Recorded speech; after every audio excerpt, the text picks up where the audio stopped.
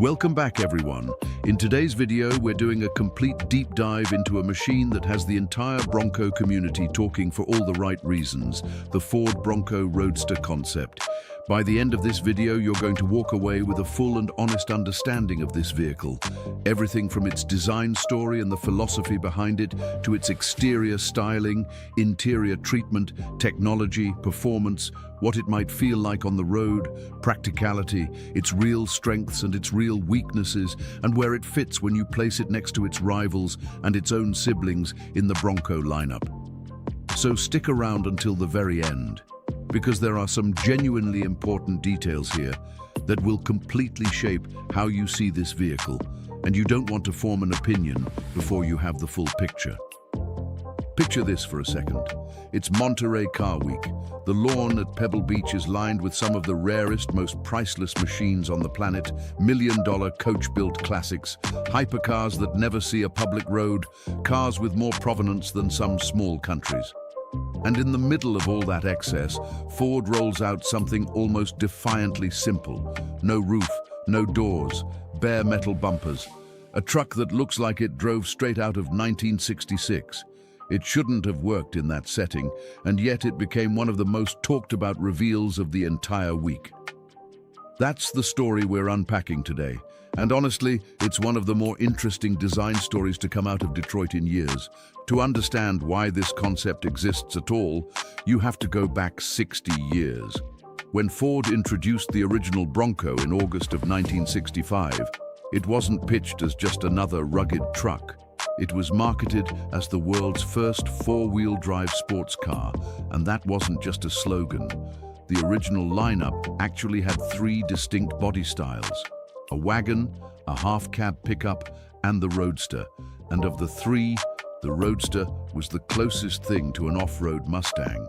It was raw, it was light, it had nothing on it that didn't need to be there, and that simplicity was the whole point.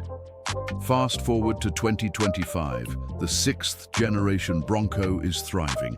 It's become one of the most important nameplates in Ford's lineup, and the brand decided to mark the 60th anniversary by asking a fascinating question.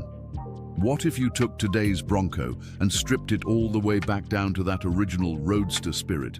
Bronco's chief designer, Robert Gilardi, and his team actually tracked down a real 1966 Wimbledon white Roadster, owned by a longtime Bronco enthusiast the design team had worked with years earlier, and used it as their North Star.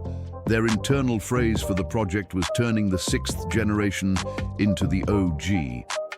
This is not a production vehicle. Ford has been very clear about that from day one. It's a one-of-one show car, built purely to tell a story.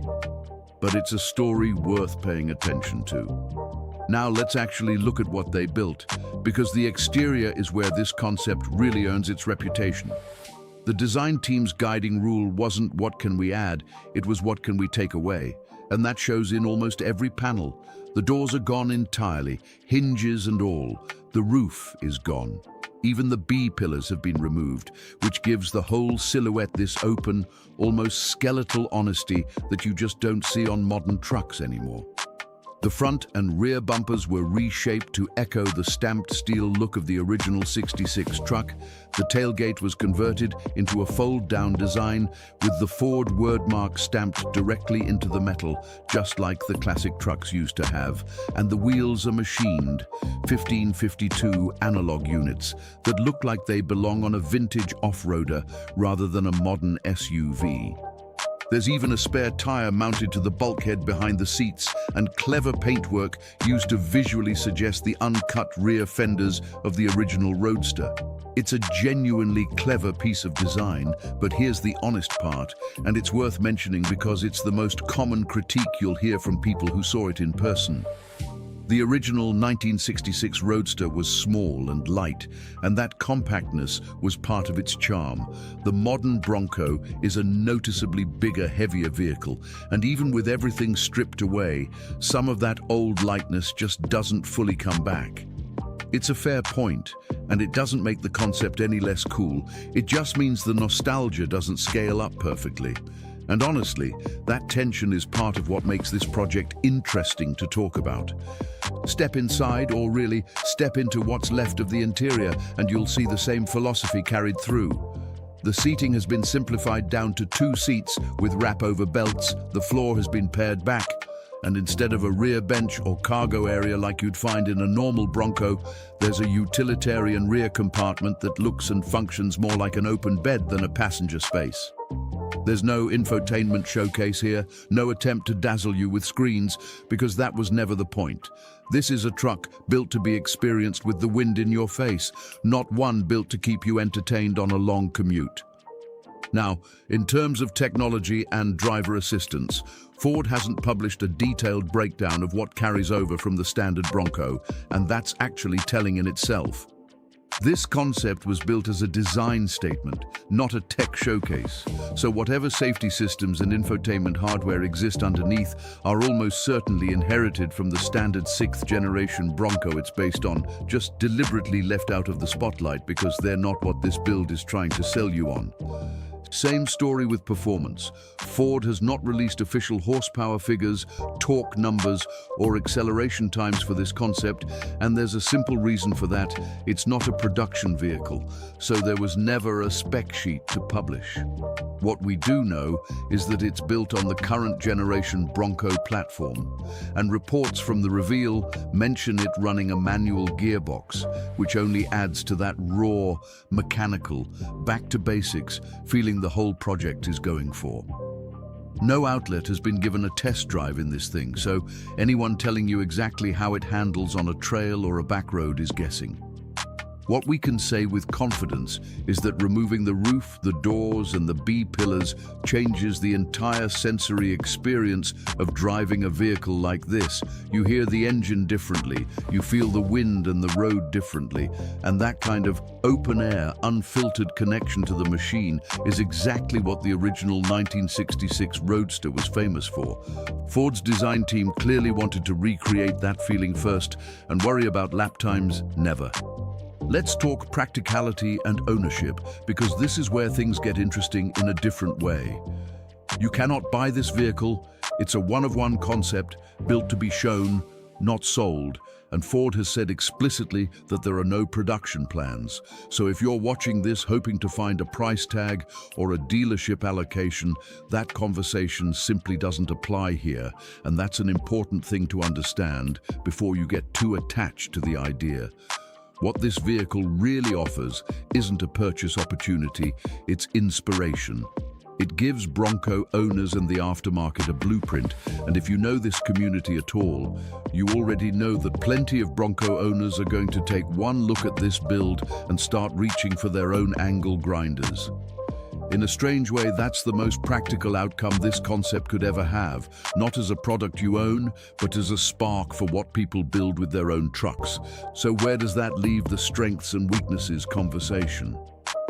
On the strength side, this is one of the boldest, most confident design statements Ford has put out in years. It's a masterclass in restraint. It tells a genuine 60-year-old story with real emotional weight. And it generated more buzz standing quietly on a lawn than most fully engineered concept cars manage with a stage and a spotlight.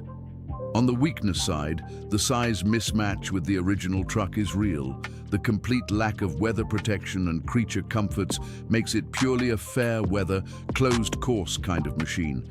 And the fact that it will never reach a single customer means its impact is symbolic rather than something you can actually experience yourself. Both of those things can be true at the same time, and honestly, that duality is part of why people can't stop talking about it.